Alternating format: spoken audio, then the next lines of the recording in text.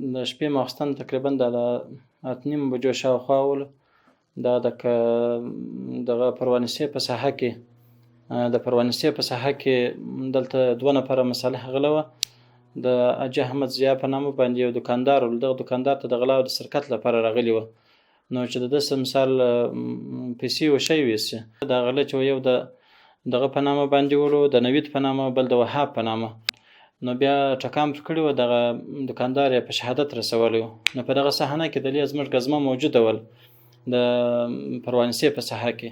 نو هغه ګزمه دستي را رسېدلې وله. دغه غله او مسلح د توپنچو د موبایلانو چې د شهید سویلې وه د دې ټول شان سره دستي ګیر کړي ول. نو هغه دلته حوزې ته راوړله. نو په حوزه کې مثلا د دوسیه او شی مکمل ترتیب ور برابر سو. تحقیقات جنایي ته مثال وسپارل، هغه ته روان کړل. مثال چې څنګه اصولي مراحل دي هغه ان شاء الله عمل سره وشي. بسم الله الرحمن الرحیم. نام عبدالوهاب است. نام ولادتم عبدالصمد. دین روز در پروانسه با سرقت آمده بودیم. تلفنش گرفتیم از پیشش.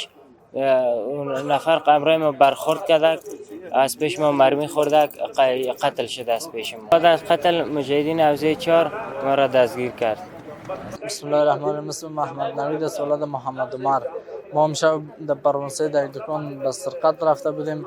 میخواستیم موبایل و پیسه ش بگیریم و دکاندار کرد ما جنجال کرد، مرکز چاقو زد، قتل کردیم. میخواستیم فرار کنیم و مجاهدین حوزه 4 ما را دستگیر کرد.